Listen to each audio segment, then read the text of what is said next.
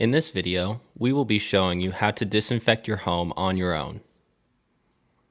The first thing to understand is what type of safety equipment you will need.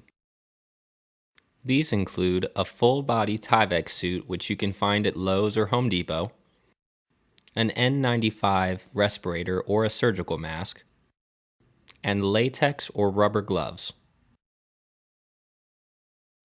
Next is the equipment you will need to atomize or fog your home. In our mold company, we use the Magnum X5 sprayer by Graco. The chemical we use is called ecolution. It's dimethyl benzyl ammonium chloride. It's just a stronger version of the same chemical they put in baby wipes. And it only calls for 2 ounces per gallon. You can also find this product inside of Clorox, 409, and many other household cleaning products. Once you've followed the manual on how to prime the sprayer, you're going to want to start fogging every room in your house. It's good to have the sprayer set in the mid-range of the power output on the mist setting.